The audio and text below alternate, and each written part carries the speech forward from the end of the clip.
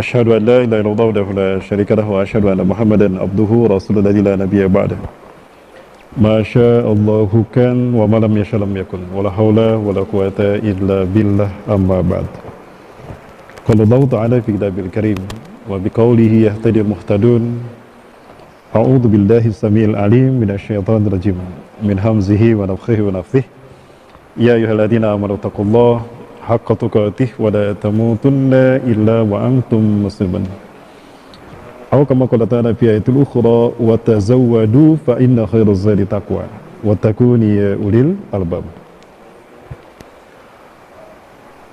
وقال تعالى في آية أخرى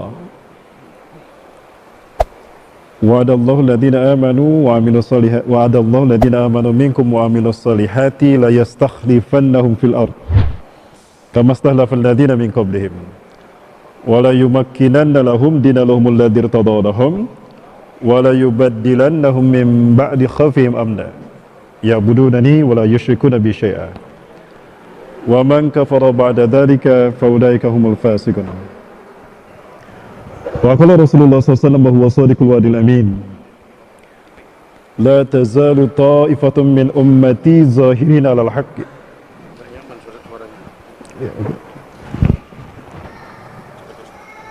وقال رسول الله صلى الله عليه وسلم في حديثه وهو صادق الوعد الأمين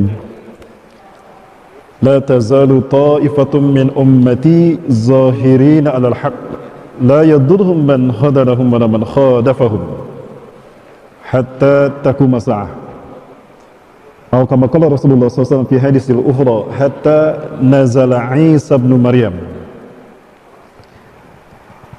وقال رسول الله صلى الله عليه وسلم في حديث الأخرى لتفتحن القسطنطينية فلنعم الأمير أميرها ولنعم الجيش ذلك الجيش.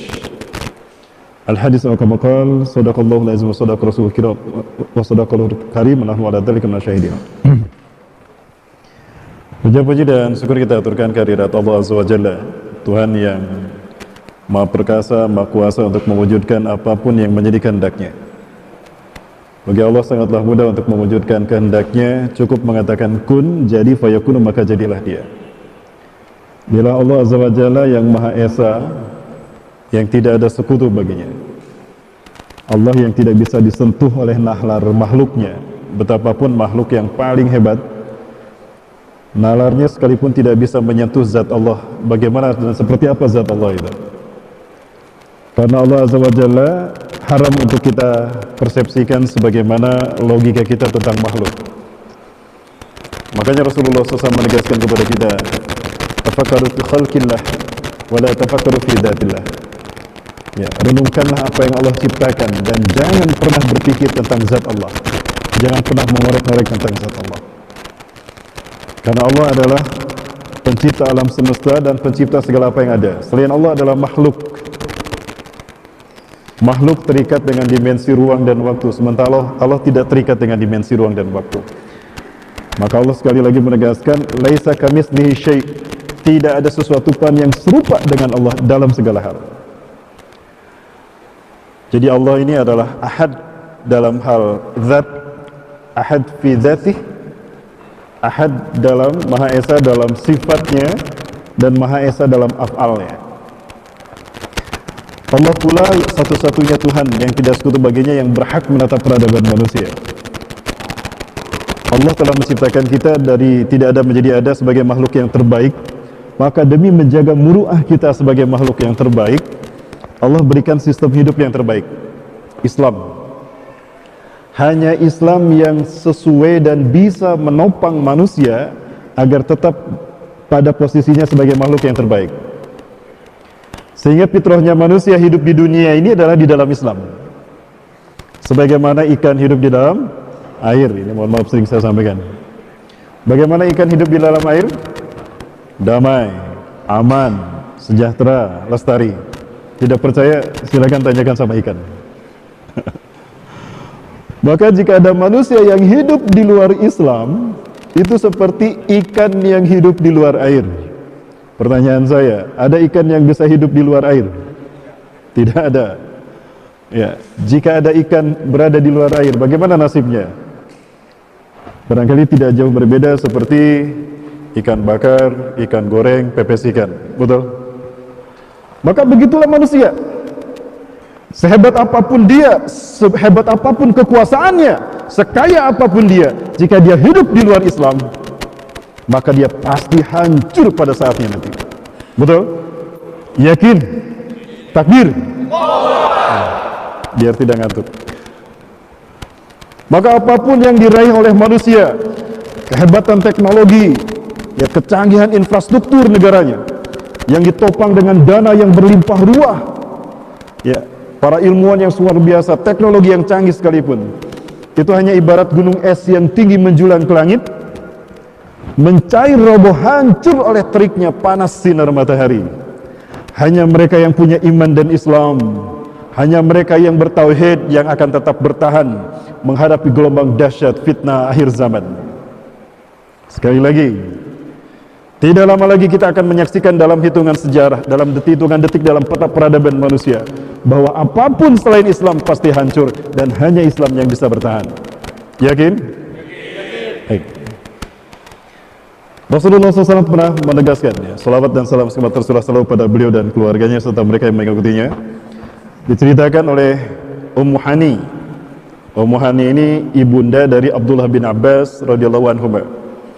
Ketika berada di Makkah, Rasulullah terbangun dari qailulahnya. Qailulah itu tidur sejenak menjelang sholat wajib.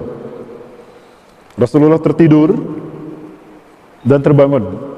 Nampaknya Rasulullah bermimpi mendapatkan wahyu dari Allah Azza wa Jalla. Di dalam mimpi itu Rasulullah SAW mendapatkan wahyu dan Rasulullah bersabda, Allahumma hal balag, Allahumma hal balag, Allahumma hal balag. Ya Allah, bukankah telah aku sampaikan ya Allah, bukankah telah aku sampaikan ya Allah. 3 kali Rasulullah bersabda demikian. Hal ini membuat para sahabat terbangun. Maka Umar menghampiri Rasulullah SAW dan berkata, Naam, bala ya Rasulullah, kad balagta risalatullah. Betul ya Rasulullah, Anda telah menyampaikan risalah Allah. Maka apa kemudian Rasulullah SAW sabdakan, La yazharanna al-Islam hatta yarudda al-kufra ila mautin. Sungguh Islam akan zahir dan akan mengakibatkan kekafiran akan kembali ke tempat asal mereka. Wala yahudduna al-bihar bil Islam, dan sungguh lautan pun akan tunduk kepada Islam. Artinya akan tiba saat di mana kekafiran akan kembali ke tempat asalnya.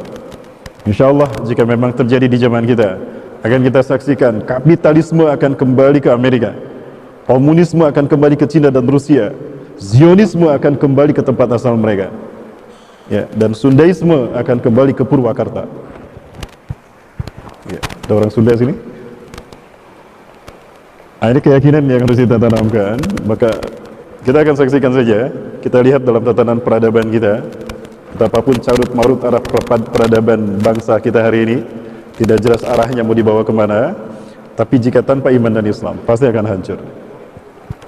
Yang saya hormati dan saya muliakan karena Allah, DKM Masjid Al-Jihad beserta jajarannya, hafizakumullah. Yang saya hormati dan saya muliakan karena Allah, para asatid dan asatidah, al-mustaqimin wal mustaqimat li da'wati Allah, dan juga pada hadirin kaum muslimin rahimakumullah. Ini kali yang ketiga saya ceramah di Masjid Al-Jihad dan memang selalu membawa tema akhir zaman. Namun saya sudah merasakan ternyata berat resiko menjadi ustadz akhir zaman. Ya, salah berbicara, ditangkap dan dipenjara. Dan itu sudah saya alami. Maka saya sudah bertekad untuk tidak lagi menjadi ustadz akhir zaman. Jadi tolong jangan sebut saya ustadz akhir zaman. Saya sudah bertekad bulat untuk menjadi ustadz akhir bulan insyaallah. Ya. Ustadz akhir bulan kayaknya lebih aman insyaallah. Baik.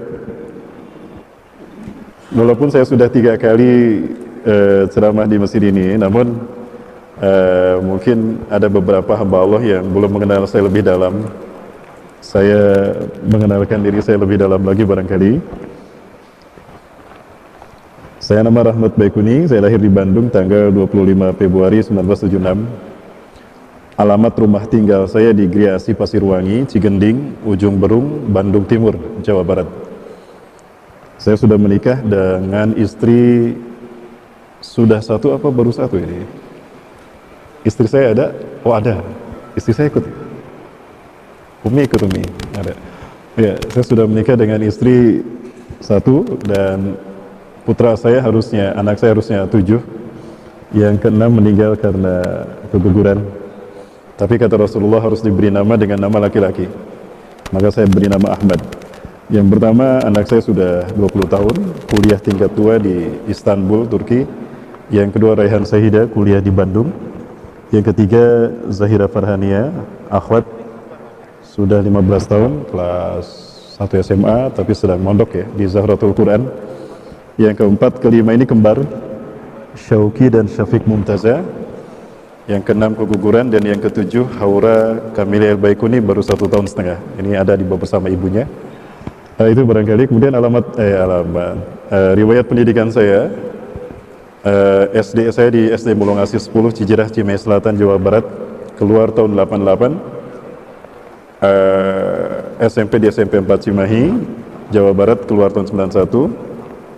SMA di SMA 9 Bandung, tahun 94 saya keluar. Kemudian harusnya saya menyelesaikan pendidikan saya di kimia IKIP ya. Dulu IKIP, sekarang UPI, Universitas padahal IKIP ya. Saya jurusan kimia, namun karena himmah saya lebih kepada agama, saya murtad dari kimia dan mu'alaf di tafsir hadis Bapak Ibu. Saya ngambil tafsir hadis di Stai Al-Fatah Demak, Jawa Tengah, keluar tahun 98. Sempat belajar bahasa Arab di Ma'had Al-Imarat 20.005, menyelesaikan I'dadi. Kemudian bergabung tahun 2006 bersama Al-Quds Institution di Aqsa Working Group.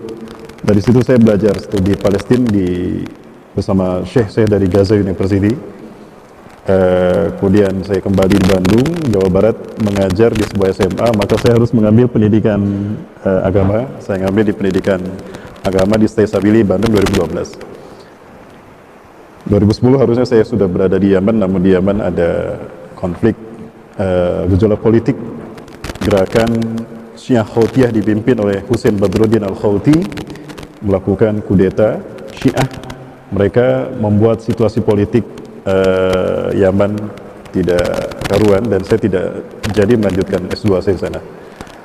Pengalaman saya dalam berharokah, saya sempat aktif di Pemuda Persis Jawa Barat 92-94, di Forum Silaturahmi Masjid Jawa, Sumatera, dan Sulawesi Selatan 2002, Garda Anas sejak 2017 sampai 2018 ya.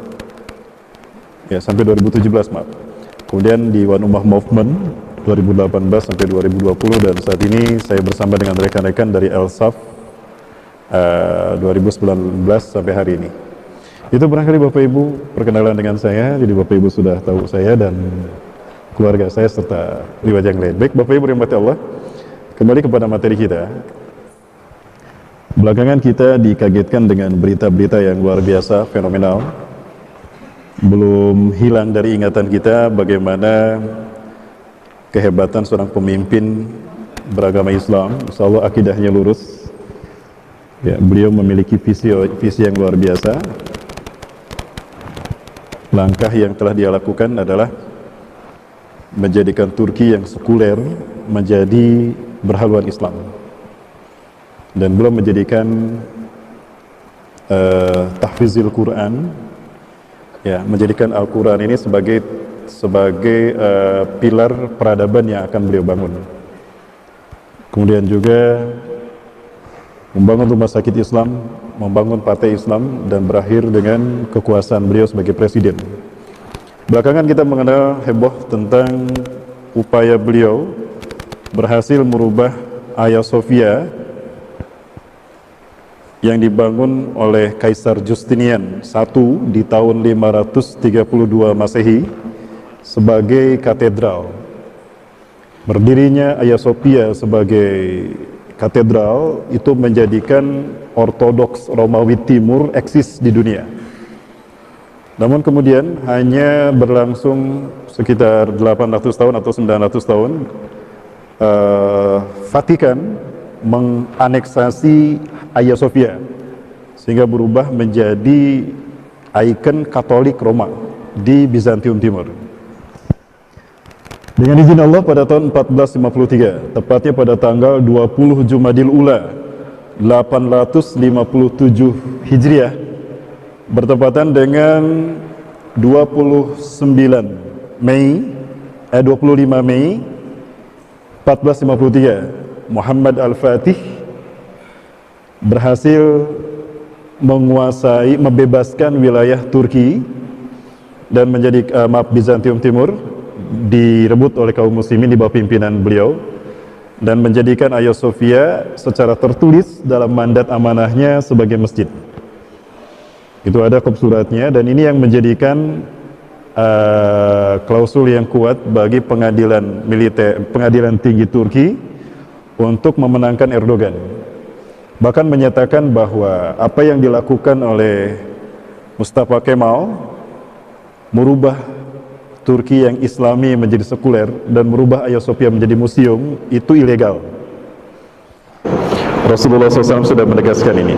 Thuma'atum ila ma bada'atum, thuma'atum ila ma bada'atum. Kalian akan kembali ke zaman kalian datang pertama kali tanpa teknologi. Peristiwa yang menyebabkan teknologi hilang inilah yang disebut dengan combined disaster. Mulai dari polar shift, bergesernya bumi kutub, terbitnya matahari dari barat, dan munculnya duhan. Maka fitnah yang mengatakan 15 Ramadan tahun ini terjadi duhan, saya tidak pernah mengatakan itu. Jika viral di YouTube atau di Instagram, itu orang yang ingin menjatuhkan saya. Tapi nampaknya dia tidak berhasil. Kalau dia berhasil, saya nggak akan diundang ke Medan. Bapak Ibu bisa diikuti? Halo? Bisa diikuti Bapak Ibu? Bisa diterima ya? Gimana lanjut? Nggak bisa diikutin? Enggak. Baik Bapak Ibu dan Allah, kita langsung kepada materi kita. Pertama kita bahas Turki. Peradaban manusia ada di genggaman Allah, dan Allah yang menggerakkan peradaban manusia dari satu peristiwa pada peristiwa yang lain. Maka sebaik-baik manusia dalam mereka mengambil hikmah dari suatu peristiwa. Kenapa Allah mengulang-ulang di dalam Al-Quran? Siru fil ardi fanzur kaifa kana akibatul mukadzibin. Bertebaranlah kalian di muka bumi, maka perhatikan bagaimana kesudah orang-orang yang mendustakan agama kami, yang mendustakan kebenaran Allah. Artinya ayat ini memicu kita menjadi stimulus agar kita memperhatikan setiap peristiwa demi peristiwa yang terjadi, karena tidak ada satupun peristiwa yang terjadi kecuali atas izin Allah. Illa biiznillah.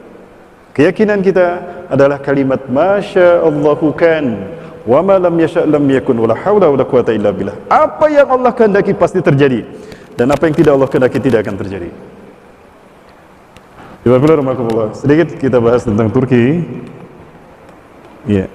Ada satu persepsi yang harus kita luruskan terkait dengan kata Turki.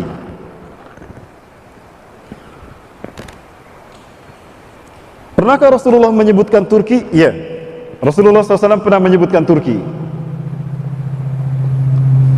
Akan tetapi Turki versi Rasulullah SAW adalah Cina menurut kita hari ini. Karena Rasulullah SAW menyebutkan bahwa kita akan berperang dengan Turki. Innakum satagzura Turka. Sungguh kalian akan memerangi Turki. Sigarul a'yun, juludum ahmar, zumfalunub, wabujum kalmajadil mutraqah. Di mana mereka bermata sipit, berkulit merah, berhidung pesek dan bermuka lembar. Rasulullah menyebutnya Turki. Nah, jika Rasulullah menyebutkan Cina, artinya Muslim dia. Menurut saya, dan itu bisa jadi Uighur. Makanya Rasulullah SAW memberitakan kepada kita, utlubul ilma walau bisin. Tuntutlah ilmu walaupun harus ke negeri Cina. Andaikan Cina kafir saat itu, mungkinkah Rasulullah memerintahkan kita menuntut ilmu ke negeri kafir? Tidak kan? Pertanyaannya, jika mereka Muslim yang dimasukkan Rasulullah SAW, kapan mereka diislamkannya? Persepsi saya di zaman Nabi Musa alaihissalam. Setelah matinya, tenggelamnya Ramses 13, yang menjadi Fir'aun berikutnya adalah Amnikhotep. keponakan Ramses, keponakan Firaun. Maka Firaun berikutnya adalah Amenhotep. Amenhotep beriman kepada Allah lewat dakwah Nabi Musa. Dia merubah nama menjadi Akhenaton. Akhna artinya hamba, abdun, ton Allah. Jadi Akhenaton, hamba Allah. Maka dia ketika menjadi Firaun, dia merubah Mesir menjadi bertauhid. Ya. Lalu seperti apa kisahnya? Beliau inilah yang kita kenal di dalam Al-Quran dengan sebutan Zulkarnain. Zulkarnain yang mengurung Ya'juj dan Ma'juj. Seperti apa kisahnya? Nanti kan pembahasannya di episode yang akan datang. Nanti kita kesini lagi. Khusus satu pertemuan kita bahas Ya'juj dan Ma'juj dan Zulkarnain. Nanti ini akan ada kaitannya dengan tragedi yang menimpa bangsa Arab hari ini. Sudah adakah Ya'juj Ma'juj? Turunannya sudah masuk. Aslinya belum. Gitu ya para sekalian. Baik. Nah, lalu Turki yang sekarang Rasulullah menyebutnya apa?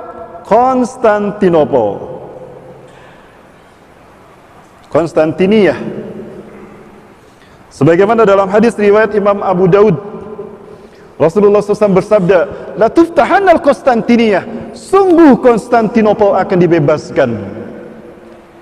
Fala ni'mal amiru amiruha, maka sebaik-baik pemimpin dunia adalah yang memimpin pembebasan itu. Wala ni'mal jaish dzalikal jaish, dan sebaik-baik pasukan adalah pasukan yang dipimpinnya. Dan kita tahu sepanjang sejarah Mulkan Adhan, ya, mulai dari dinasti Umayyah sampai Turki Utsmani, yang berhasil membebaskan Konstantiniyah adalah Muhammad Al-Fatih. Di usia 22 tahun, di usia remaja kita galau. Kenapa galau? Mau nikah belum punya modal, mau kerja susah nyarinya. Galau kan? 22 tahun, beliau membebaskan 21 negara. Kalau remaja sekarang 22 tahun susah menaklukkan seorang ahwat.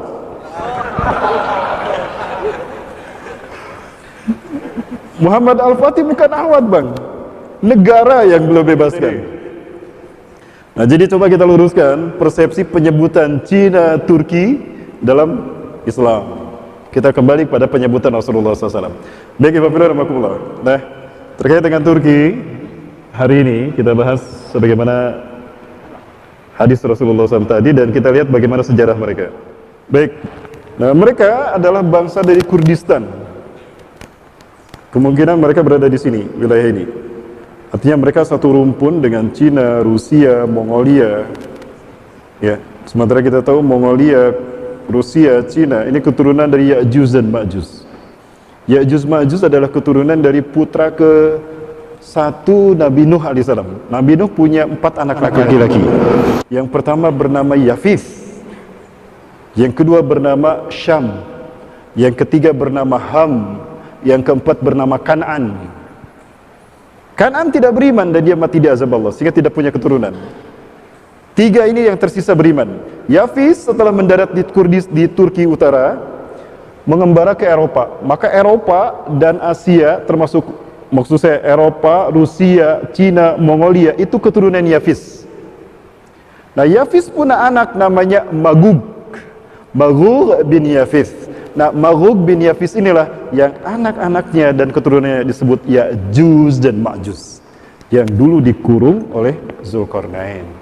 Keturunan Ya'juj Ma'juj inilah yang melahirkan bangsa ekstrim, ateis, tidak beragama. Dan mereka lah yang membantai umat Islam. Salah satunya adalah Mongolia, Tartar. Mereka mewarisi pembangunan, termasuk Cina hari ini. Cina hari ini adalah turunan dari Mongolia, turunan dari Ya'juj Ma'juj. Karena Cina yang asli Muslim. Makanya di Henan, kalau tidak salah, ada masjid usianya 2500 tahun. Pertanyaannya, kok ada masjid usia 2500 tahun? Rasulullah belum lahir. Lalu siapa yang mengislamkannya? Zulkarnain di zaman Nabi Musa alaihissalam. Yang saya juga khawatir, mudah-mudahan berharap beliau pula yang menyebarkan Islam di Indonesia. Baik, Pernah mendengar kata barus? Nah, kalau kita menyebut kapur, selalu dikaitkan dengan barus, betul? Kapur barus. Nah, barus ini ternyata nama satu tempat di Tapanuli yang penghasil kamper terbaik di dunia. Sejak zaman Nabi Musa, sejak Nabi Musa belum ada, itu sudah mengekspor kapur ke Mesir untuk memumikan jasad Fir'aun. Jadi sudah terkenal Nusantara sejak zaman Fir'aun. Nah, Zulkarnain pernah dakwah di tempat yang bernama Nusantara. Makanya pulau ini diberi nama Sumatra dari kata Asyamatirah, bahasa Arab mahkota. Betulkah demikian? Nantikan pembahasannya di episode yang akan datang. Judul kita bukan itu, betul? Bisa diikuti Bapak Ibu? Kembali ke laptop. Ini bukan empat mata ya. Kembali ke screen. Nah, makanya ada yang beriman. Di zaman Utsman bin Affan, ada yang beriman dari mereka, yaitu bangsa Kurdistan, atau lebih dikenal dengan Turkmenistan atau Turki. Nah, dari mereka ini ada yang hijrah demi menyelamatkan iman Islam mereka.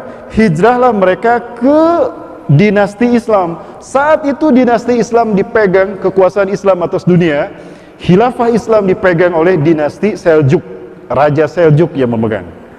Dinasti Umayyah, Abbasiyah, Mamaluk di Mesir, Andalusia untuk tempat terakhir mana? Abbasiyah. Kalau Umayyah di Suriah, Damaskus. Abbasiyah sampai ke Eropa, Spanyol, ya, Andalusia. Kemudian Mamaluk di Mesir di zaman Salahuddin Al-Ayyubi. Terakhir setelah Mamaluk, Seljuk. Nah, Raja Seljuk ini hampir kalah melawan Bizantium Timur. Dari Turkmenia inilah, Kurdistan, hijrah siapa? Sulaiman bin Bayazid membawa 100 kepala keluarga demi menyelamatkan Islam mereka, meminta bantuan kepada, ingin bergabung dengan khilafah Islam. Saat itu berada di sini, berhadapan dengan Bizantium Timur, Romawi. Hampir kalah itu Raja Seljuk, umat Islam. Datangnya Sulaiman bin Bayazid membawa pertolongan dari Allah, sehingga Seljuk berhasil menang, mengalawan Romawi Timur. Mereka berterima kasih, Raja Seljuk berterima kasih kepada Sulaiman bin Bayazid yang datang dari Turkmenia, Turkistan. Diberi hadiah sebidang tanah yang bernama Anatolia.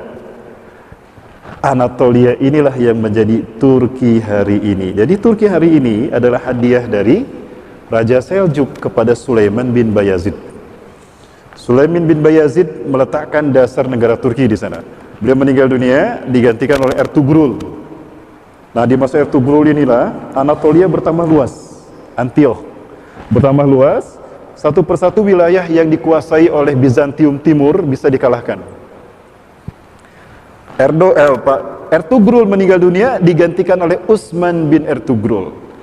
Di masa Utsman lebih hebat lagi, lebih luas lagi. Berbarengan dengan perluasan wilayah Turki, Anatolia, oleh Utsman bin Ertugrul, Seljuk hancur dan berakhir. Nah, ketika Seljuk hancur berakhir, Utsman bin Ertugrul mendeklarasikan berdirinya dinasti Utsmani sampai 1924. Itu ya Bapak Rahmatullah, sampai 1924. Nah, pada masa Muhammad Al-Fatih 1453, atau tepatnya tanggal 20 Jumadil Ula 854 Hijriah, atau 25 Mei 1453, Konstantinopel dibebaskan oleh Muhammad Al-Fatih. Ingat, Muhammad Al-Fatih dan yang lainnya bukan penakluk. Kenapa mereka bukan penakluk? Karena kata penakluk identik dengan imperialis, penjajah. Umat Islam bukan penjajah, umat Islam pembebas. Maka tinggalkan istilah penakluk Konstantinopel, katakan pembebas Konstantinopel, karena umat Islamlah yang mewarisi bumi ini. Surat Al-Anbiya ayat 105. Walaqad katabna fi zaburi min ba'di dzikri anal ardu yarsu ibadiyas solihun. Dan sungguh kami telah tetapkan di dalam kitab Zabur setelah setelah kami tetapkan di Lauhul Mahfuz, bumi ini kami wariskan kepada hamba-hambaku yang soleh. Baik, Ibu Rahmatullah, itu sejarah Turki. Dan berikutnya memang, nah ini sejarah yang tadi saya sampaikan, ini kita lewatkan waktu kita singkat. Ini karakter mereka, pemberani, bijaksana, ikhlas, sabar, mempunyai teladan keimanan, adil, menepati janji dan berjuang karena Allah. Dan ini berkah dari kekuasaan mereka, sehingga 2/3 dunia ada dikuasai mereka, hatta sampai ke Indonesia. Dan di Indonesia, Turki mengamanahkan kekuasaannya kepada Pangeran Diponegoro, sehingga ada istilah kerajaan khilafah di Jogja dan di Mataram. Ya, sampai hari ini Prabowo. Harusnya. Baik, ini nanti kita bahas, sudah tadi saya sampaikan. Ini hadis Rasulullah tadi yang membenarkan akan lahirnya seorang yang terbaik, yaitu Muhammad Al-Fatih dan pasukan yang terbaik. Ini Surat Warporus yang jatuh ke tangan Turki, dan ini Blue Mosque, ya. Ini Golden Horn, dan ini peninggalan dinasti Turki, mata uang dinar dirham. Ini salah satu gambaran dinasti Sultan-Sultan Turki. Pemimpin Turki itu memiliki dua sebutan, ada khalifah, ada sultan. Ketika dia mengurus urusan agama disebutnya khalifah, dan ketika dia mengurus masalah dunia disebutnya sultan. Dan tradisi raja-raja Turki, Sultan Turki itu selalu menggunakan kain kafan sebagai sorbannya. Makin lama mereka berkuasa, makin tebal sorbannya, karena makin bertambah kain kafannya. Artinya itu makin berat dan makin besar tanggung jawab mereka di hadapan Allah. Hal ini yang menjadikan pemimpin Turki amanah, dan mereka selalu menjadikan Al-Quran dan Sunnah sebagai landasan dalam memimpin umat. Maka wajar Allah berikan kemenangan kepada mereka. Nah, ini bisa kita lihat besar-besar sorbannya kan, dan ini kain kafan mereka. Dan ketika mereka meninggal, inilah yang akan mengkafani mereka. Ya. Kalau di kita, bukan makin lama berkuasa makin besar sorbannya, tapi makin besar perutnya. Keceletot, maaf bang. Ya, maaf.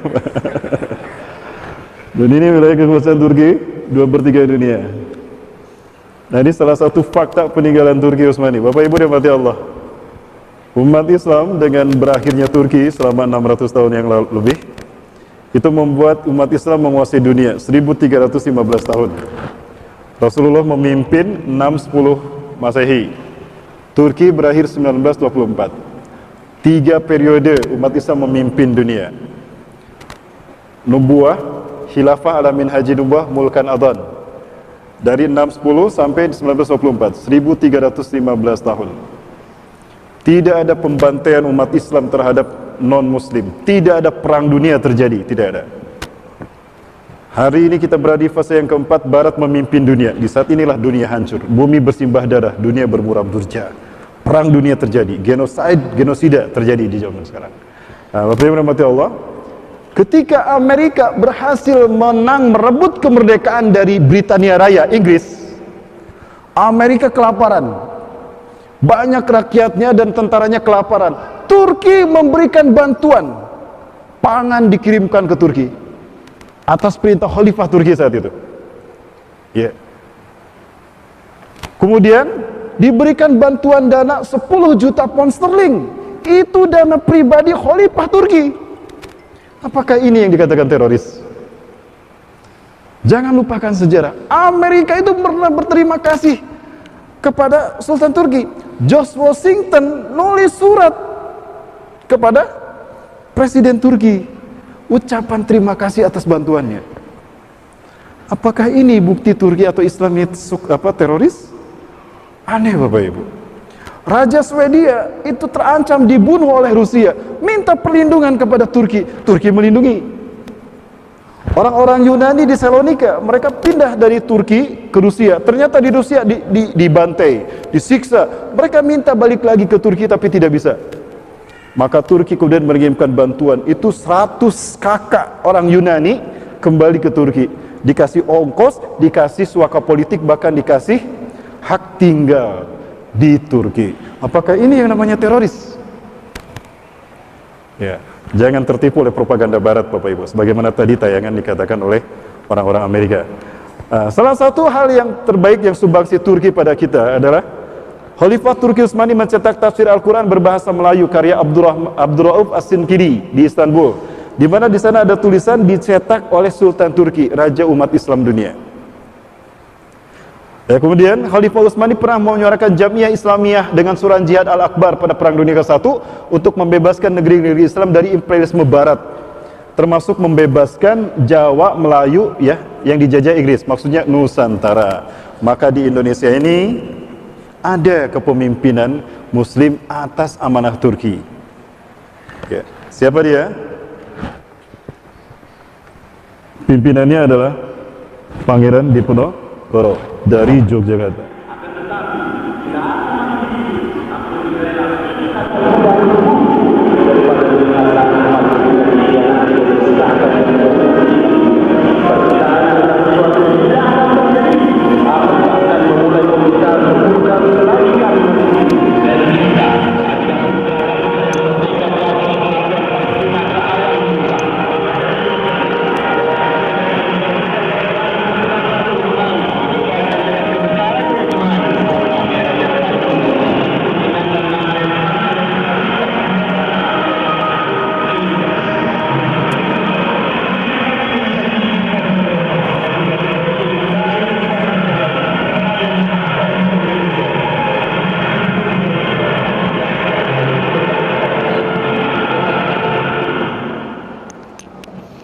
Ya, baik, nah, inilah yang kemudian menjadi spirit bagi Erdogan untuk bergerak bukan hanya memimpin Turki, tetapi memimpin umat Islam dunia. Ini selalu muncul kata-katanya dalam apa yang dia sampaikan, ceramah-ceramahnya. Seperti kata-kata dalam, maka saya katakan loyalitas saya adalah untuk negeri saya, dan negeri saya adalah setiap jengkal permukaan bumi yang dikumandangkan suara azan. Subhanallah. Inilah pemimpin yang punya dedikasi yang luar biasa. Ya, kita rindu ingin punya pemimpin seperti ini. Betul Bapak Ibu? Nah, insya Allah pemimpin berikutnya, dia punya harga diri, punya jati diri seperti ini. Ya, ini kelihatan orang yang memang punya iman Islam, dia berani untuk mengatakan sesuatu yang baik dan benar. Ya. Memperlakukan seseorang karena iman Islamnya, karena akidahnya. Ya. Kalau saya pun bertemu dengan Obama, saya akan melakukan hal yang sama. Dan ini komitmen Erdogan untuk Palestina, ya Bapak. Ya, itulah kenapa beliau mengatakan bahwa saya akan membebaskan Palestina. Ya. Bukan hanya membebaskan Hagia Sophia. Maka beliau mengatakan berikutnya akan kami bebaskan Masjidil Aqsa. Pertanyaannya, kenapa harus Masjidil Aqsa, Bapak Ibu? Baik, waktu masih panjang? Masih ada waktu, sampai berapa menit lagi? Sampai ada asar. Asar jam berapa? Jam 4. Kita sampai setengah 4 nanti kita tanya jawab, boleh? Nanti kita lihat jalan-jalan ke Masjidil Aqsa. Ya, kita berjalan-jalan ke Masjidil Aqsa sebentar. Baik, Bapak-Bapak, yang kurang perlu lihat ini adalah areal Al-Aqsa. Al-Aqsa itu seperti alun-alun, bukan hanya nama satu masjid, tapi alun-alun suatu areal yang begitu luas, panjang 457 meter, lebar 417 meter, kalau tidak salah begitu. Nah, dimulai dari dinding ini, dinding sebelah barat, yang ke utara, sampai ke selatan dan timur. Jadi areal ini yang disebut Al-Aqsa. Dan kami kalau masuk ke Al-Aqsa selalu lewat sini. Jarang kami lewat sini karena penjagaan border dari checkpoint dari Israel sangat ketat. Ya. Nah, ini adalah dinding yang katanya adalah dinding satu-satunya yang tersisa dari reruntuhan istana Nabi Daud dan Nabi Sulaiman. Dulu berdiri dengan megah istana Nabi Daud dan istana Nabi Sulaiman. Dan inilah dinding yang tersisa karena sepeninggal Nabi Sulaiman pecah menjadi dua. Bani Israel ini ada bagian utara Judah dipimpin oleh putra Nabi Sulaiman, Yarbaam, dan ada bagian selatan Israel dipimpin oleh ponakan Nabi Sulaiman, Rahbaam. Ini selalu berperang. Bahkan nabi-nabi yang memperingatkan mereka pun dibunuh. dan kemaksiatan mereka lakukan di tempat suci ini, maka Allah hukum mereka dengan dikirim 3 bangsa besar: Mesir, Syria, Assyria, dan Kaldani, Irak. Hancur istana mereka, yang tersisa dinding ini. Maka dinding inilah yang oleh orang Israel hari ini, oleh orang Zionis Yahudi, dijadikan sebagai Wailing Wall, dinding ratapan. Ya, meratapi kehancuran istana raja mereka. Nah, ketika Rasulullah memasuki Al-Aqsa lewat pintu barat ini, dan Rasulullah memparkirkan di sini buruknya, maka ini disebut dinding buruk, Haitul Buraq. Nah, para nabi pun parkir di sini. Ada Alphard, ada Velfire, ada Fortuner di sini ya. Kalau Rasulullah mereknya Buraq. Di dalam areal Al-Aqsa ini ada Dome of the Rock. Disebut Dome of the Rock karena masjid ini di dalamnya terdapat batu rock yang digunakan Rasulullah naik ketika Isra Mi'raj. Cukup besar batunya, 1/5 masjid inilah, atau 1/4 masjid ini, itu besarnya. Kemudian juga disebut Kubatu Sahrah. Sebut Kubatu Sahrah karena emas, kubahnya itu emas, kuning, Sahrah. Kemudian ini Masjid Qibli. Disebut Masjid Qibli karena disinilah para sahabat di zaman Rasulullah yang tinggal di sini sholat pertama kali menghadap ke Ka'bah setelah turunnya surat Al-Baqarah ayat 144.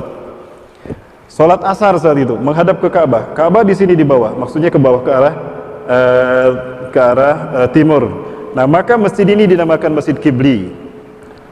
Di bawah ini, dinding ini ada masjid juga namanya Masjid Buraq, tapi kecil, dan itu untuk ibu-ibu.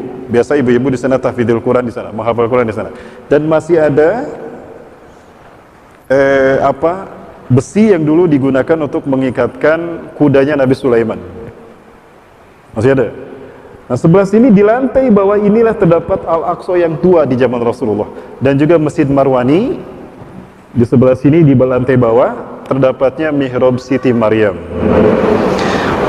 Permasalahannya para muslimin, apa nilai penting ini bagi Israel?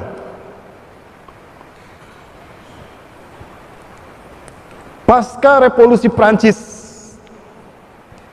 orang-orang Yahudi di bawah pimpinan Sir Meyer Amtsrothschild merasa gagal menguasai Prancis. Maka dia mengumpulkan petinggi 12 dinasti Yahudi berkumpul di Frankfurt, Bavaria, sekarang Jerman. Dia menyampaikan ulasan evaluasi kegagalan mereka menguasai Prancis. Lalu saat itu disampaikanlah 24 langkah-langkah menguasai dunia. Beberapa puluh tahun berikutnya oleh Theodor Herzl dijadikan sebagai protokol Zionis. Ya. Theodor Herzl di konferensi Swiss pertama di Basel, konferensi Zionis Internasional. Saat itu Theodor Herzl berambisi untuk mendirikan negara Yahudi, minta kepada Khalifah Turki Utsmani, saat itu Sultan Abdul Hamid. Dia meminta satu negara saja. Anda sudah menguasai 2/3 dunia, Anda melihat kami bangsa yang tidak punya negara, tolong beri kami satu wilayah untuk kami jadikan sebagai negara, sebagaimana sejarah Anda diberikan negara oleh pendahulu khalifah Anda. Sultan Abdul Hamid sebetulnya ingin memberi Yahudi satu petak tanah untuk menjadi negara mereka. Tapi ketika ditanya, wilayah mana yang kalian minta? Theodor Herzl meminta, saya meminta Palestina. Marah Raja Abdul Hamid, Sultan Abdul Hamid. Demi Allah, Palestina bukan milik orang Palestina, tapi milik umat Islam dunia. Karena dia adalah warisan para Nabi dan Rasul. Kamu boleh mengambil wilayah manapun selain daripada itu, tapi sejengkal pun dari tanah Palestina, demi Allah tidak akan pernah aku berikan pada kalian. Pertanyaannya, kenapa Yahudi Theodor Herzl meminta Palestina? Karena Palestina adalah jantung dunia. Menguasai Palestina artinya menguasai dunia. Betulkah demikian? Jangan kemana-mana, tetap bersama saya setelah yang satu ini. Kita lihat tayangannya, kita jalan-jalan sebentar ke Palestina. Kita terbang sebentar ke Palestina. Bapak Ibu siap kuatkan seat belt-nya.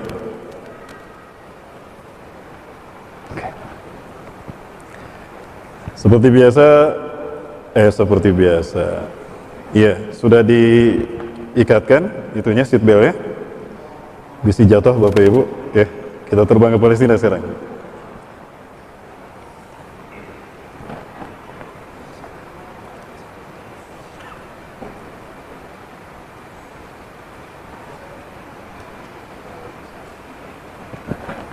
Inilah kenapa Palestina disebut jantung dunia, karena dia menghubungkan tiga benua. Palestina ini, Syam, menghubungkan benua Afrika, benua Eropa, dan benua Asia, termasuk Asia Tenggara. Jadi menguasai Palestina, menguasai dunia. Sehingga Palestina ini disebutkan the heartland of theory, the heartland of the world, jantung dunia. Itulah kenapa Erdogan mengatakan, setelah Hagia Sophia aku kuasai, aku kembalikan menjadi masjid, maka yang berikutnya akan aku merdekakan adalah Al-Aqsa. Artinya dunia Islam yang akan beliau bebaskan. Nah, ini memicu perang dunia ketiga menurut saya. Nah, kemungkinan ini yang dimaksudkan Rasulullah SAW, bahwa kita akan berperang dengan Eropa, dengan Bani Rum, dan kita menang. Tapi Turki saat itu dikuasai kembali oleh mereka Eropa.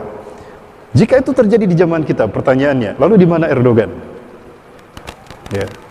Setelah saya bertanya Erdogan di mana, yang kedua, lalu Pak Jokowi di mana? Enggak, saya cuma bertanya aja kan. Maksud saya, Indonesia aman apa enggak? Ini aman kan kata-kata ini?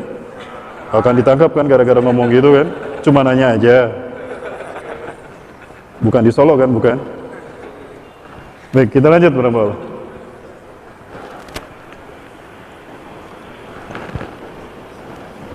Setelah ini nanti ada.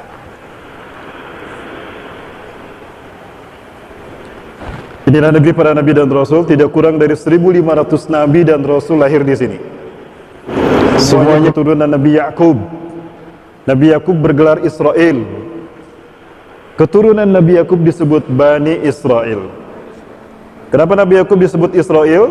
Isra berjalan di malam hari dari Kanaan ke Padan Aram, mendapatkan tugas kenabian. Karena Allah, karena melakukan perjalanan di malam hari karena Allah, disebutlah Israel. Itu gelar beliau. Nah, ini sungai Jordan, yang sungai kalau dia kering, ini juga pertanda Dajjal akan muncul. Terakhir kami kedatang sana bulan Februari kemarin, Februari 2020 ya. Ini sudah kering Bapak Ibu, termasuk Danau Tiberias. Di sini pernah tinggal Nabi Yahya, Nabi Zakaria. Nah, ini Danau Tiberias yang menghubungkan Suriah, Jordan, Palestina dan Lebanon. Ya. Inilah sumber air bersih bagi Israel yang sekarang dikuasai Israel. Nah, Rasulullah SAW mengatakan, jika danau ini sudah kering, maka pertanda Dajjal akan muncul. Hari ini sudah kering Bapak Ibu, setengahnya sudah terlihat kering. Ya.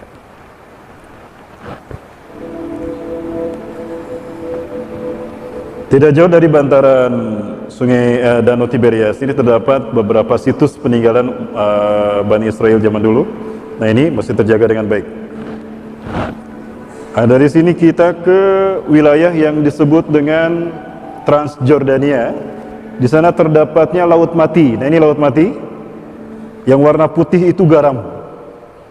Kenapa disebut Laut Mati? Karena setelah ditenggelamkannya kaum Sodom dan Gomorrah di zaman Nabi Lut alaihissalam, Allah haramkan ada kehidupan di sana.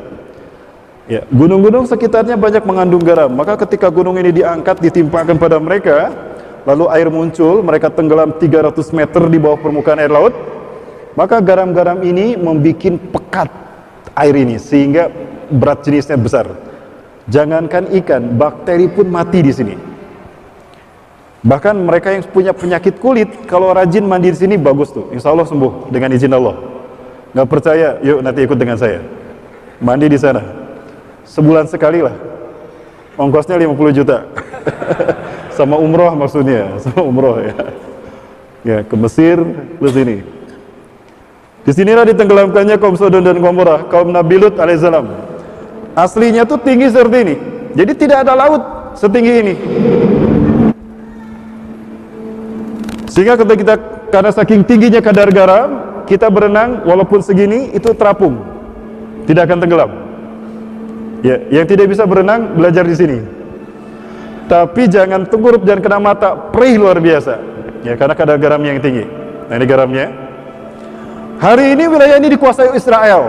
Garam ini diambil, dikeduk, dibikin kosmetika dan segala macamnya, diekspor ke seluruh dunia, hatta ke Indonesia. Israel. Ini yang tersisa dari peninggalan kampung Nabi Lut. yang disebut dengan Masada.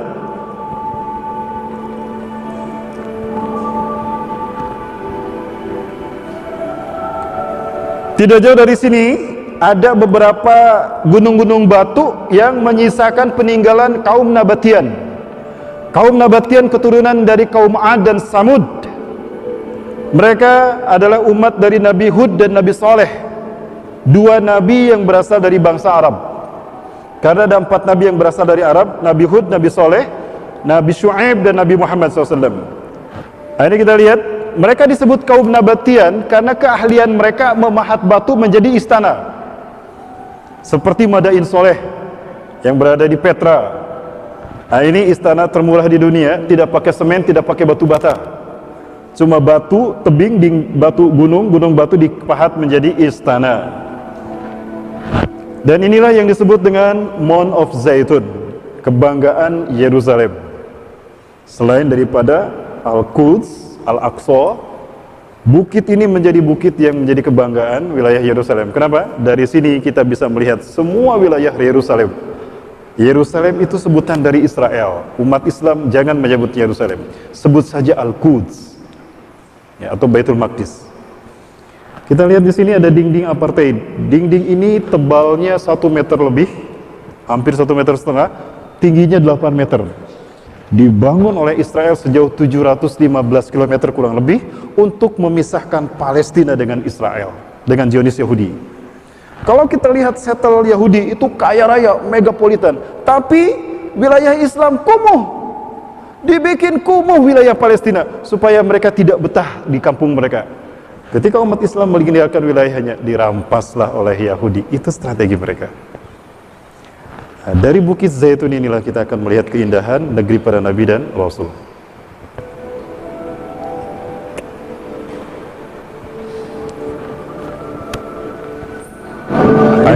Dia disebut Al-Quds atau All City, atau orang Israel menyebutnya, orang Yahudi menyebutnya Yerusalem. Terdepannya Masjidil Aqsa yang tadi kita lihat. Nah, ini Babul Amud. Ini Jalan Salahuddin Gate. Ya, kalau kita tinggal biasanya di sini ada hotel-hotel orang Indonesia, Malaysia tinggal di sini. Nah, ini Babul Asbad. Di sini ada 2 sahabat yang dimakamkan, Abu Darda, Ubadah bin Samit. Ya, kedua-duanya penghafal Quran. Ini gereja yang kata orang Kristen diyakini Yesus akan turun. Dan ini adalah masjid di mana Umar bin Khattab menerima kunci Al-Aqsa dari pendeta Sophronius. Di masjid ini, maka dibangunlah masjid, dan di depan masjid ini ada tulisan Perjanjian Umayyah, ceramahnya Umar bin Khattab ketika menguasai Al-Quds, menguasai Al-Aqsa.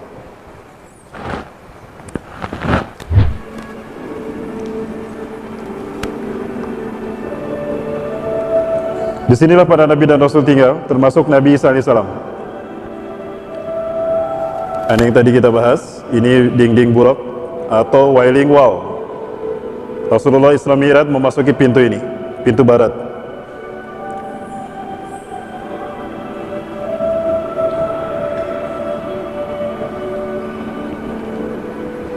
Nah, ini tadi sudah kita bahas. Masjid apa? Qubatus Sahra. Disebut Qubatus Sahra karena kubahnya kuning emas. Disebut juga Dam Abdrak. Nah, ketika Rasulullah Isra Mi'raj masuk ke sini, ke bawah, ini dulu tidak ada. Nah, ini diperkuat seperti ini, dibangunnya oleh Umar bin Khattab yang ini, dan ini oleh kaum muslimin Syam. Ya, di bawah lantai ini ada Masjid Marwani. Di masjid itulah Rasulullah mengimami 1500 nabi dan rasul. Dan di bawah lantai ini, di Masjid Marwani inilah terdapatnya mihrab Siti Maryam. Waktu kita tidak cukup kalau kita keliling semuanya. Ada beberapa data yang saya kumpulkan dari kamera yang saya jepretkan langsung ke sini, Bapak Ibu. Tapi waktu kita tidak cukup. Intinya, apa nilai keutamaan masjid ini? Baik Bapak Ibu, sebelum nilai keutamaan masjid ini kita bahas, boleh ada iklan dulu Bapak Ibu? Berikutnya kita akan membahas tentang perang demi perang yang akan dihadapi oleh kita berdasarkan hadis Rasulullah SAW. Ya, namun sebelum perang ini kita bahas, sebelum kita berperang, kita berinfak dulu. Karena perang perlu modal kan? Sebelum perang Badar, Rasulullah menarik infak dari para sahabat. Nah, sebelum pembahasan tentang perang, kita infak dulu Bapak Ibu. Saya Rahmat Baikuni datang bersama Yayasan Al Barokah Yayasan Al-Barokah ini yayasan yang berikutnya mengundang saya. Saya komitmen dengan Yayasan Al-Barokah ini untuk program-programnya. Banyak program yang dimiliki oleh Yayasan Al-Barokah, diantaranya membantu pesantren-pesantren yang tidak punya Al-Quran, membantu masjid-masjid yang mungkin listriknya belum ada, sanitasinya belum baik, dan juga yang terbaik adalah yang terpenting, salah satu program utamanya adalah tebar Quran di tempat-tempat yang minus umat Islam, yang rawan pemurtadan.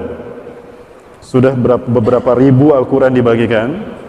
Dan juga program Al-Barokah ini, Yayasan Al-Barokah Sumatera ini juga mendatangkan ustadz-ustadz nasional. Ya, kalau saya ustadz lokal, interlokal ya, bukan ustadz nasional ya. Nah, ustadz-ustadz ini yang akan nanti dibawa ke Sumatera oleh Yayasan Al-Barokah. Insya Allah setelah saya ada Ustadz Hasan, Ustadz siapa? Ustadz Al-Habsi ya, Ahmad Al-Habsi akan datang tanggal 12 ya. Akan datang ke sini, dan juga nanti ada Tengku Zulkarnain, ada tanggal 15. Bahkan UAS kita akan undang insya Allah. Nah, artinya ini membutuhkan kontribusi Bapak Ibu sekalian.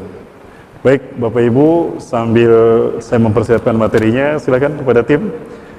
Bapak Ibu rahmati Allah, harta kita adalah harta yang kita korbankan di jalan Allah.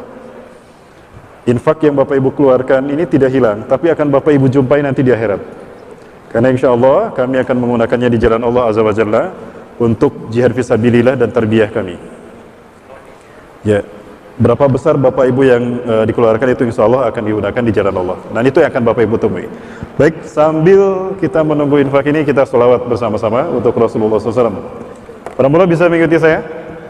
Kita sholawat sambil berinfak. Ya, bismillahirrahmanirrahim. Sallallahu ala Muhammad, sallallahu alaihi wasallam, sallallahu ala Muhammad, sallallahu alaihi wasallam. Terus terus Bapak Ibu salawatnya seperti ini saja. Saniyatil wada'i wajib syukru alaina mada'a lillahi da'i. Ya, tiga kali lagi. Sallallahu ala Muhammad, sallallahu alaihi wasallam, sallallahu ala Muhammad, sallallahu alaihi wasallam. Baik, selesai. Silakan dilanjutkan. Bapak Ibu rahmati Allah, kita bahas sekarang arti penting Masjidil Aqsa bagi kita.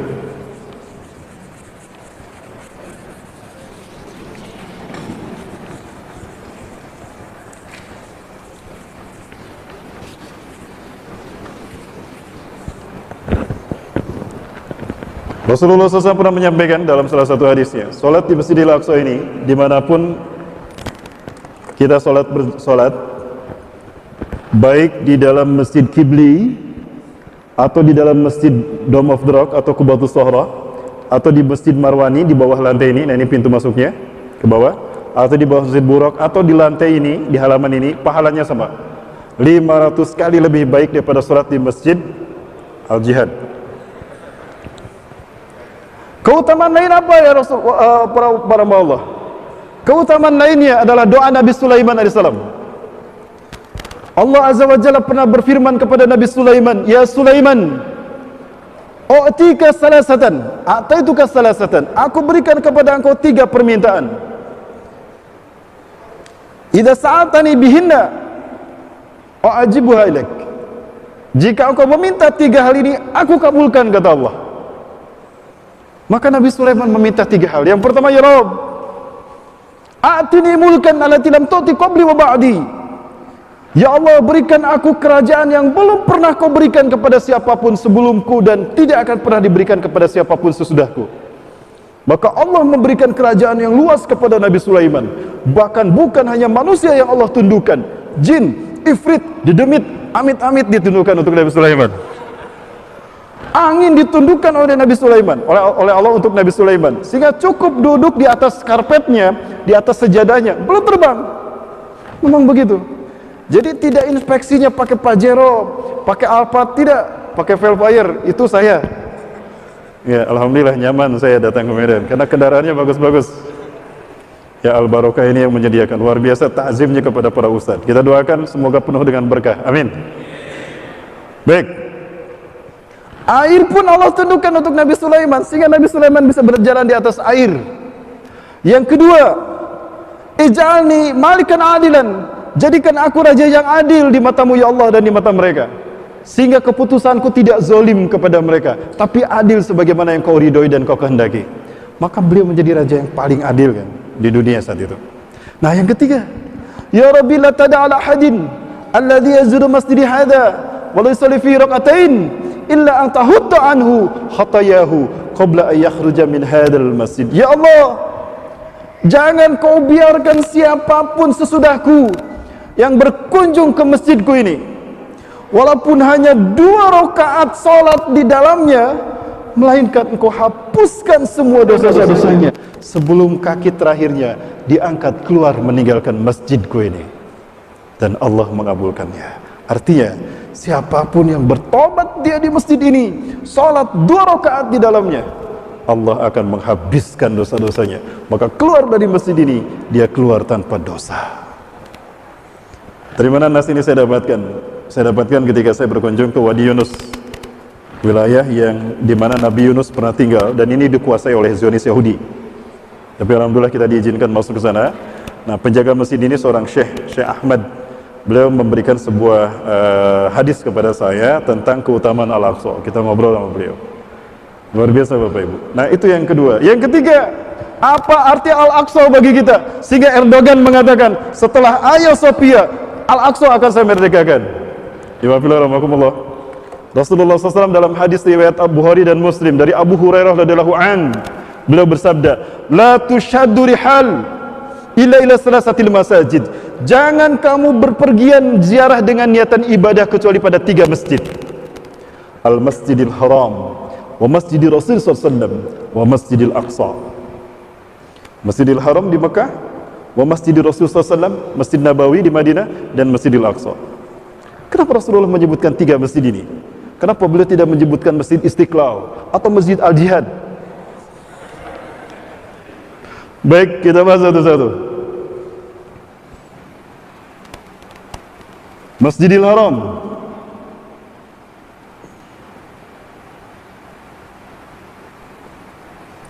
Di Mekah adalah titik tolak dakwah tauhid setelah Nabi Adam. Nabi Ibrahim menyuruh manusia kembali kepada tauhid. Titik tolaknya di sini.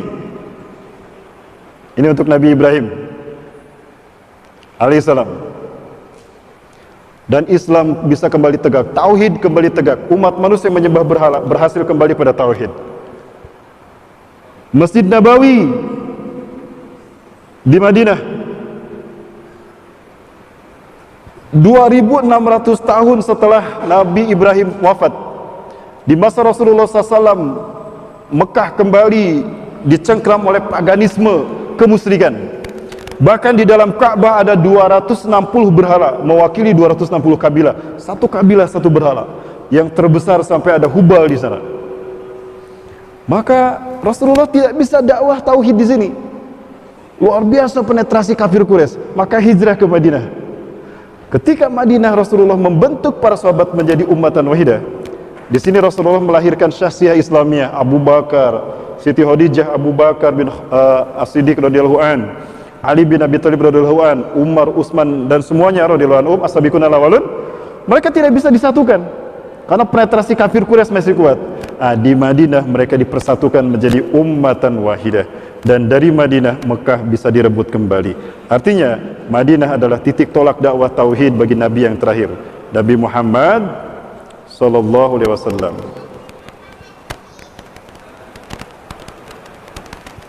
Rasulullah SAW, Nabi yang terakhir. Lalu yang ketiga, Masjidil Aqsa, titik tolak dakwah tauhid untuk siapa peramba Allah?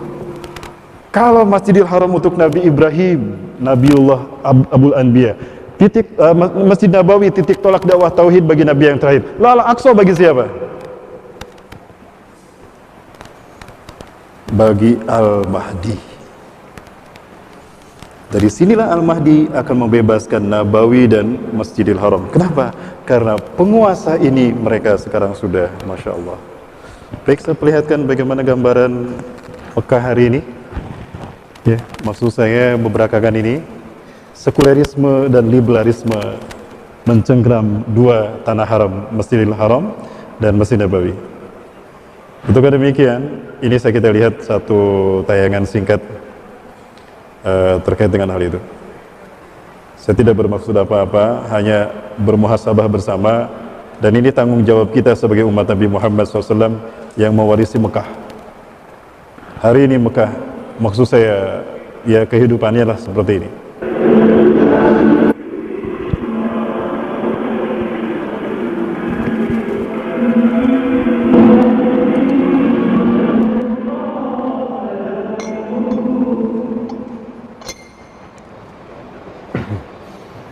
Di bawah kepemimpinan putra mahkota MBS Muhammad bin Salman,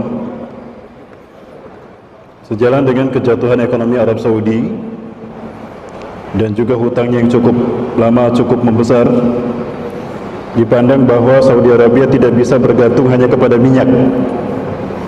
Maka sektor lain yang menjadi pelarian untuk menyelamatkan ekonomi Saudi Arabia adalah, artinya Saudi Arabia harus mulai open mind, open bar, membuka negara-negara asing untuk investasi di Arab Saudi. Sementara yang diinginkan dan memiliki investasi peluang besar adalah Barat.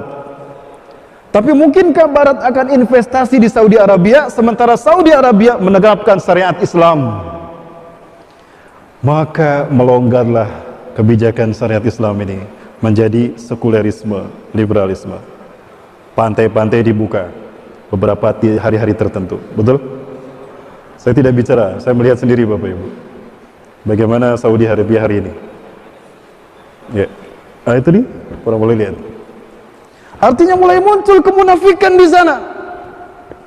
Dan coba para ulama kaji, siapakah penguasa Saudi hari ini? Apakah mereka real orang Arab? Saya kira bukan. Saya tidak yakin mereka orang Arab, apalagi keturunan Rasulullah. Tapi saya yakin keturunan Rasulullah akan orang Arab ini, aslinya Arab yang beragama Islam ini akan kembali menguasai Saudi Arabia. Pertanyaannya siapa? Keturunan Rasulullah yang bernama Muhammad bin Abdullah yang Allah pertahankan dan Allah jaga di Madinah. Silakan rasakan nuansa ketika kita tinggal di Madinah dan ketika kita tinggal di Mekah. Berbeda sama Allah. Betul? Kalau belum bisa jawab berarti belum kesana ya. Nah, nanti kesana sama saya ya.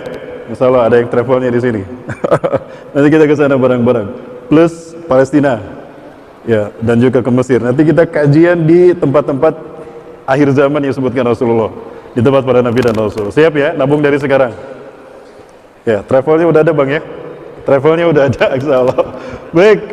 Maka tidak salah jika Rasulullah SAW menyebutkan dalam hadisnya riwayat Imam Muslim. Saya temukan dalam Sahih Muslim Syarah Syekh Nawawi. Innakum satagzuna jaziratul Arab. Sungguh kalian akan memerangi jazirah Arab. Coba. Yang pertama kali perang dilakukan setelah Bai'atul Kubra Imam Mahdi, bukan perang melawan Cina, bukan perang melawan Yahudi dan Amerika, bukan. Tapi perang melawan jazirah Arab. Karena saat itu jazirah Arab dipegang oleh kaum munafikun. Ya, kaum munafikun. Maka dibersihkan dari kemunafikan. Dan bukankah Rasulullah SAW pernah bersabda, "Ukhrujul musyrikin min jaziratil Arab." Usir orang-orang musyrik, sterilkan dari jazirah Arab. Tidak boleh ada kemusyrikan di jazirah Arab. Tapi apa yang terjadi? 2 tahun setelah keluarga Ibnu Saud berkuasa, Amerika datang ke Saudi Arabia membangun kerjasama minyak bersama mereka. Maka muncullah Aramco, Arabian American Oil Company. Lupakah mereka kalau Rasulullah pernah bersabda, Seseorang dari Bani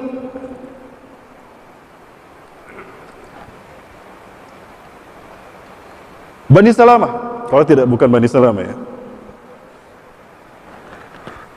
Seorang sahabat dari Bani Salamah, bukan Bani Salamah ya, Bani Salamah kalau tidak salah ya, mohon maaf kalau saya salah namanya.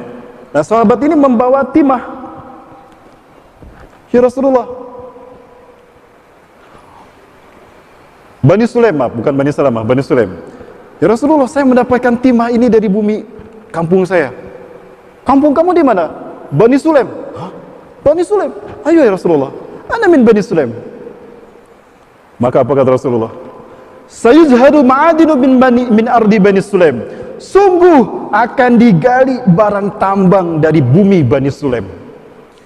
Wa sayuhsyaru ilaihim syirarun nasi fil alam, dan akan berkumpul di tengah-tengah di negeri Bani Sulaim manusia-manusia terburuk di muka bumi. Pertanyaannya, di manakah bumi Bani Sulaim yang dimaksudkan Rasulullah? Saudi Arabia hari ini. Yang kedua, siapakah manusia terburuk yang dimaksudkan? Kita lihat sejarahnya. Banyak raja-raja yang memimpin Saudi Arabia. Ya, dulu berupa kerajaan-kerajaan kecil, ada 13 kerajaan. Salah satunya kerajaan Mekah dan kerajaan Madinah. Ya. Maka kemudian dipersatukan perjuangannya oleh Raja Abdurrahman bin Abdul Aziz As-Saud. 13 kerajaan kecil dipersatukan menjadi kerajaan besar. Maka lahirlah Al-Mamlakah As-Saudiyah Al-Arabiyah, kerajaan Saudi Arabia. 22 September 1932. 2 tahun berikutnya datanglah Amerika bekerja sama dengan Saudi Arabia membangun Arabian American Oil Company, pabrik minyak, perusahaan minyak terbesar dunia. Sampai hari ini, tadi saya bahas para mulut sekalian, Amerika masih bercokol di sana. Betulkah Amerika ini yang dimaksudkan Rasulullah? Wallahu a'lam bishawab. Nanti kita bahas satu pertemuan khusus tentang bejana ilmu Abu Hurairah, di mana Abu Hurairah berbicara tentang Perang Dunia Ketiga, Perang Dunia ke-1, Perang Dunia Ketiga, dan Perang Dunia Kedua. Betulkah demikian? Kita lihat dalam tayangan yang akan datang. Tetap bersama saya dalam kajian yang akan datang. Baik Bapak Ibu rahmati Allah. Maka di sini Rasulullah SAW menyatakan, perang yang pertama justru perang melawan Jazirah Arab, di mana perang ini akan terus meluas sampai ke Suriah, di mana Suriah kemudian akan diambil oleh kaum muslimin hatta kepada Halab. Halab itu Aleppo, Bapak Ibu. Dan Aleppo inilah yang akan menjadi tempat di mana Nabi Isa turun nanti di akhir zaman. Di masjid yang bermenara putih, dan itu ada di Aleppo. Karena cuma satu masjid yang ada di Damaskus Timur yang bermenara putih, dan itu Masjid Umawi. Ya, suatu saat kita bahas tentang ini. Kemudian sumatazun al-faras wa yaqtahu Allah. Kemudian kalian akan memerangi Persia dan Allah akan memenangkannya untuk kalian. Setelah Imam Mahdi memerangi Jazirah Arab, nanti akan memerangi Persia. Persia mana? Yang dimaksud Persia mana? Iran. Nah, sekarang sudah mulai terjadi upaya untuk memerangi Iran. Ya, proksinya adalah Libanon. Teman-teman sekalian, apakah ledakan gudang kimia itu ledakan bencana kejadian biasa atau ada human error? Ya, saya curiga. Boleh curiga Bapak Ibu? Ya, curiganya saya ini pengalihan isu dunia. Yahudi dilanda resesi, Israel dilanda resesi. Hari ini Morsi tidak percaya jatuh kepada Netanyahu karena sudah terbukti korupsi. Demonstrasi besar-besaran terjadi di Israel menuntut Netanyahu mundur. Dia bersiasat. Dalam satu ceramahnya, saya simpan di sini, ceramah Netanyahu adalah ingin segera menghancurkan Libanon karena mengancam keberadaan Israel, karena Libanon bekerjasama dengan Iran. Iran aktif memberikan dukungan kepada Hasan Nasrullah, pimpinan Hizbullah atau Hizbulata, bukan Hizbullah ya, Hizbulata, karena mereka Syiah bukan Islam. Nah, ini ancaman bagi Israel. Maka Netanyahu dari dulu sudah berpikir ingin menghancurkan Libanon. Kemudian ya Wafillah, 2 hari sebelum terjadi ledakan, beberapa pesawat Poseidon, ya, punya Amerika berputar-putar di atas Lebanon. Ada apa? Yang ketiga, Uni Emirat Arab melakukan kerjasama dengan beberapa negara termasuk dengan Saudi Arabia untuk memerangi separatis milisi Syiah Lebanon. Maka kemudian terjadi ledakan ini. Pertanyaan saya, apakah gegabah pemerintah Lebanon meletakkan gudang kimia yang syarat dengan zat-zat yang high eksplosif di tengah-tengah kota? Kan tidak mungkin. Jadi ini ada human error. Yang korbannya sampai 150 orang meninggal dunia. Tadi malam saya terus pantau dari televisi internasional. 5.000 orang menjadi korban. 150 diantaranya meninggal dunia. Ya, exposnya luar biasa kan Bapak Ibu sekalian. Nah, pertanyaan saya, apakah ini merupakan sebuah pengalihan isu? Bisa jadi ya. Dalam teori politik dunia namanya cover story. Maka kita tidak boleh terfokus kepada kejadian di Lebanon. Pertanyaannya adalah, apa yang ada di balik peristiwa ini? Yang ada di balik peristiwa ini adalah ambisi Israel menghancurkan Masjidil Aqsa. Dan mereka akan merubahnya menjadi sinagoga. Kenapa demikian? Baik, berikut ini saya perlihatkan Benyamin Netanyahu bertemu dengan petinggi Rabi Yahudi. Rabi Yahudi itu mengatakan, meminta Benyamin Netanyahu agar memperlakukan percepatan menyambut Tuhan yang mereka tunggu-tunggu. Pertanyaannya, siapa Tuhan yang mereka tunggu-tunggu? Kita saksikan yang satu ini.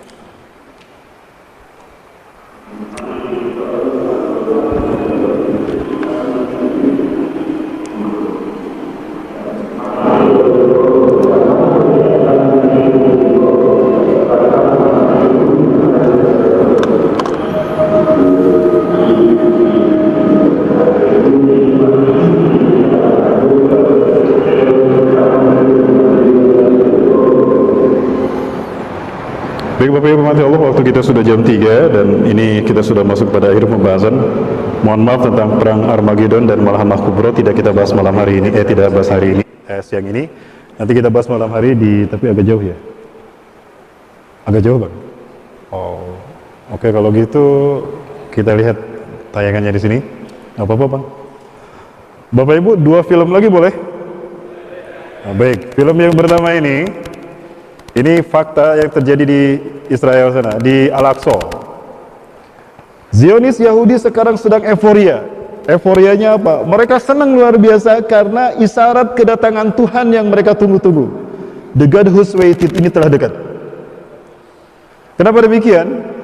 Dalam keyakinan mereka, ciri kalau Dajjal akan datang, Dajjal versi kita atau Mesiah versi mereka, ciri dia akan datang apabila lahir seekor sapi jantan berwarna merah, meles, bersih, tidak cacat.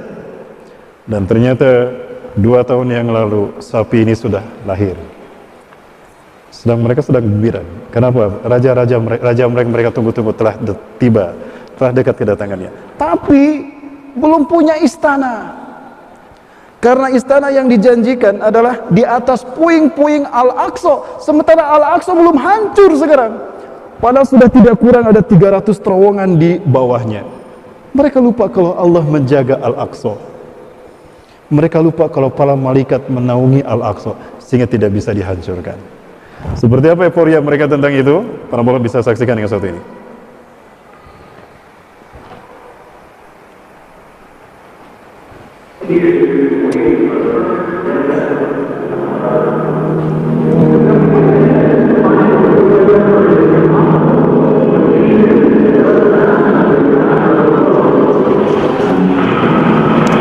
Ini sapi merahnya. Inilah sapi merah yang akan mereka korbankan untuk Dajjal, untuk Mesiah. Dia disembelih dengan ritual Kabalah. Persis seperti apa yang dilakukan oleh suku Aztec di Meksiko, oleh suku Inca di Brazil, dan oleh suku Maya di Amerika Latin, Paraguay. Persis berapa ketika mereka menyembahkan sesajen berhala. Nah, sapi inilah yang akan mereka berikan kepada Dajjal. Artinya dalam persepsi mereka Dajjal sebentar lagi datang. versi mereka. Ya. Maka sekarang pembahasan tentang Dajjal dan Imam Mahdi banyak merebak di Eropa. Betulkah demikian? Nanti malam saya bahas insya Allah. Ya, waktu kita tidak cukup Bapak Ibu.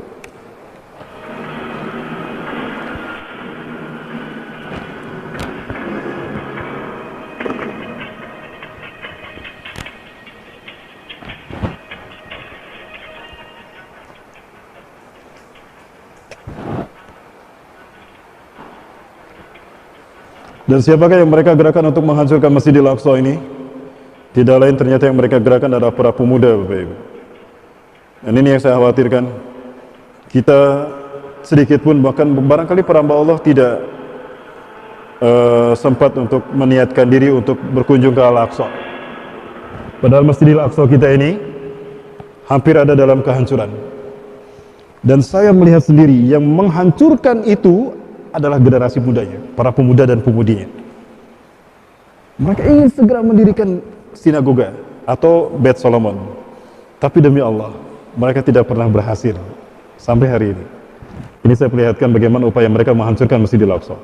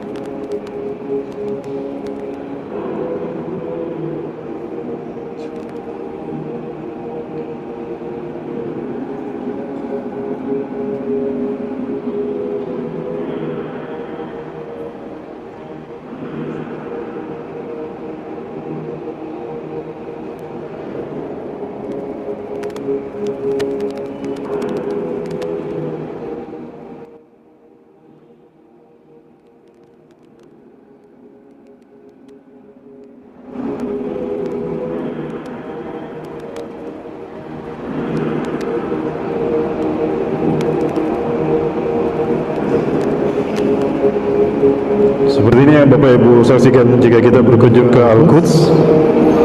Tapi kita tidak boleh memasuki areal ini karena mereka jaga.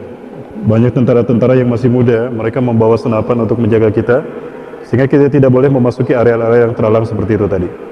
Tapi beginilah mereka, dengan keyakinan mereka akan menguasai Al-Aqsa kembali. Sementara kita tidak pernah terpikir untuk mengunjunginya.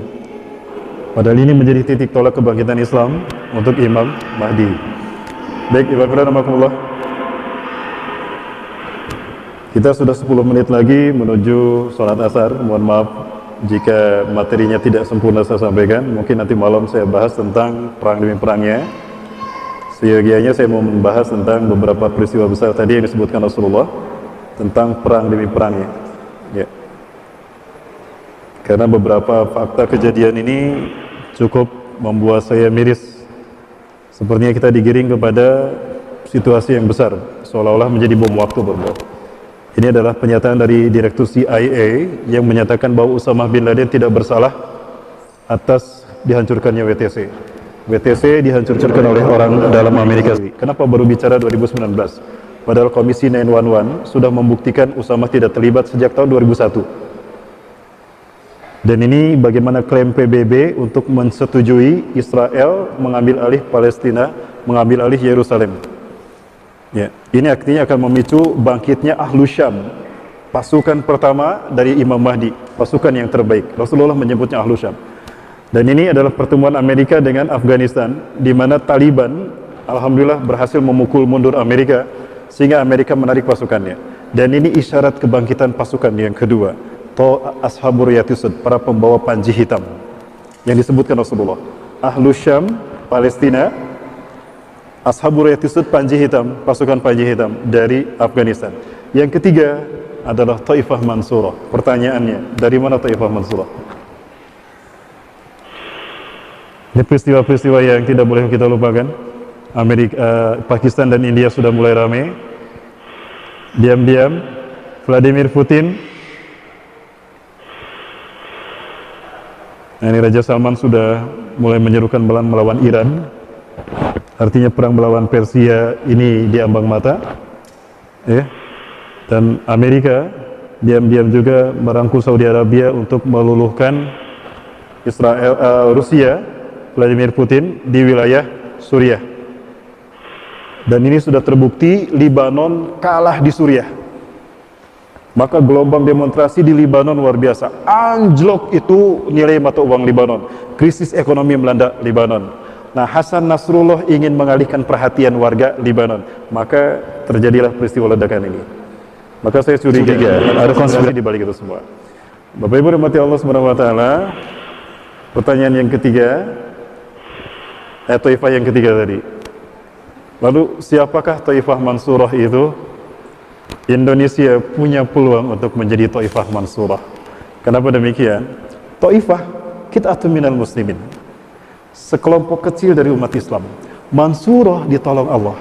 Artinya Taifah ini muncul dari negara yang dizolimi oleh penguasanya, sehingga mereka ditolong Allah. Dan hanya segelintir orang saja. Pertanyaannya, berapa banyak umat Islam yang bergerak untuk peduli kepada kedaulatan negara kita hari ini? Sedikit kan? Dan kita ditekan oleh penguasa kita. Artinya kita punya peluang besar untuk menjadi Taifah Mansurah. Terakhir Bapak Ibu, saya tutup dengan satu peristiwa yang menarik. Saat beberapa kunjungan ke sana, ada berita yang kami dengar di sana bahwa ada 4 pemuda penghafal Quran. Mereka tinggal di Al-Quds, orang Israel menyebutnya Yerusalem. Mereka tidak saling kenal, dan mereka tidak bertemu sebelumnya. Tapi di malam yang sama mereka mimpi yang sama. Mimpi mereka bertemu Rasulullah SAW. Dan Rasulullah SAW di dalam mimpi 4 penghafal Quran ini, pemuda penghafal Quran ini, Rasulullah bersabda, "Ya ahla Syam, ya ahla Gaza, innal ladina sayuharrirukum min zulmil yahuda wa yu'aduna al-quds ala rihabikum ikhwatukum muslimin al-Indonesia." Wahai para penduduk Gaza, wahai penduduk Syam, sesungguhnya orang-orang yang akan membebaskan kalian dari kezaliman Yahudi dan akan membalikan Al-Quds kepada pangkuan kalian adalah saudara-saudara kalian Muslim Indonesia. Takbir! Alhamdulillah. Artinya apa para sekalian? Di saat Erdogan bercita-cita akan membebaskan Turki dan Turki akan dikuasai Romawi, Indonesia insya Allah akan melanjutkan mimpi Erdogan, dan kita yang akan mewujudkan merdekanya Al-Quds untuk dunia Islam. Allahu Akbar, la ilaha illallah, Muhammadur Rasulullah. Siri-siri Palestina, siri-siri yang Aqsa. Itu semangat kami insya Allah. Maka pastikan para pemuda Indonesia, pastikan ketika Allah menakdirkan kita membebaskan Al-Aqsa, maka kita para pemuda yang ada di garda terdepan. Siap ya wabillah? Ingat, setiap kali Allah menzahirkan tauhid, Allah selalu menjadikan pemuda di garda terdepan. Lihat Ashabul Kahfi, mereka pemuda, tauhid tegak lewat perjuangan mereka. Kekafiran, kemusyrikan sirna di muka bumi. Lihat Ashabul Uhdud, adalah perjuangan seorang pemuda yang bernama Waddah, yang tadi jadi kadar untuk menjadi penyihir, tapi dia menjadi muwahhid, seorang mujahid sejati. Pemuda.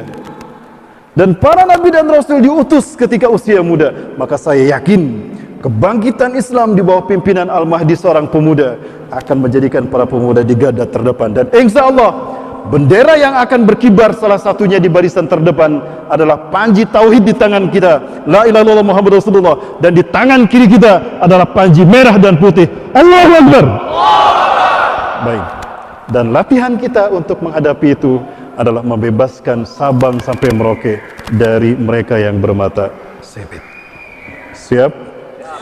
Itu latihan kita, Prabu Allah. Saya tidak memprovokasi antum, tapi tunjukkan kecintaan kita kepada NKRI. Kita kawal kedaulatan NKRI dari Sabang sampai Merauke di bawah pimpinan para ulama dan para habaib dan imam besar kita untuk membebaskan Indonesia dari neo-imperialisme yang akan menjajah bangsa ini. Allahu Akbar. Mohon maaf jadi berapi-api. Terima kasih wabillah. Barangkali itu saja yang dapat saya sampaikan. Lebih dan kurangnya saya mohon maaf. Terima kasih kepada DKM Al-Jihad yang sudah mengizinkan kami kajian di siang hari ini. Ya, saya yakin antum adalah yang terbaik yang Allah kumpulkan di sini. Ya, jangan lupa PR kita seperti Turki. Bebaskan Indonesia dan bebaskan Al-Aqsa. Insya Allah. Siap para sekalian? Baik. Pada akhirnya karena waktu kita sudah mau asar, kita tutup dengan doa bersama. Mohon maaf tidak ada pertanyaan. Ya, pertanyaannya nanti malam. Insya Allah ini adalah hari terakhir saya di Medan. Besok saya ke Palembang. Kajian saya satu kali lagi di malam hari nanti insya Allah. Demi keberkahan kajian kita tutup dengan doa bersama. Boleh kita berdoa? Nah, kita berdoa bersama para sekalian. Berangkat dari keyakinan Allah Maha Kuasa, Allah Maha Mendengar, Allah Maha Pengampun. Kita ketuk pintu ampunan Allah Azza wa Jalla untuk kita, dan juga kita ketuk pertolongan dari Allah. Semoga Allah mewujudkan mimpi kita, membebaskan negara kita dan Al-Aqsa. Amin ya rabbal alamin. أعوذ بالله من الشيطان الرجيم بسم الله الرحمن الرحيم حمدا شاكر حمدا نائمين حمدا يوافي نعمه ويكافئ مزيده يا ربنا لك الحمد كما ينبغي لجلال وجهك الكريم وعظيم سلطانك اللهم صل على سيدنا محمد صلى الله عليه وسلم بطيب القلوب ودوائها وعافية الأبدان وشفائها ونور الأبصار وضيائها وصلى على آله وصحبه أجمعين اللهم أنت ربنا لا إله إلا أنت خلقتنا ونحن عبادك ونحن على عهدك ووعدك ما استطعنا نعوذ بك من شر ما صنعنا نبو لك بنعمتك علينا ونبو بذنوبنا فاغفر لنا فإنه لا يغفر الذنوب إلا أنت اللهم اهدنا ووفقنا إلى الحق وإلى صراطك المستقيم بجلالك الكريم يا أكرم الأكرمين ويا أرحم الراحمين اللهم اعكس قلوب العلماء اللهم اعكس قلوب العلماء والزعماء والمسلمين من نومهم ومن غفلتهم العميق واهدهم سبيل الرشاد اللهم أعز الإسلام والمسلمين وأذل الشرك والمشركين وانصر عبادك الموحدين ودمر أعداءك أعداء الدين وكلا المسلمين من شر مصائب الدنيا والدين اللهم يا ذا القوة المتين يا عزيز يا قهار ارفع هذا الوباء وارفع هذه المصيبة وارفع هذه الإلة من بلادنا هذا إندونيسيا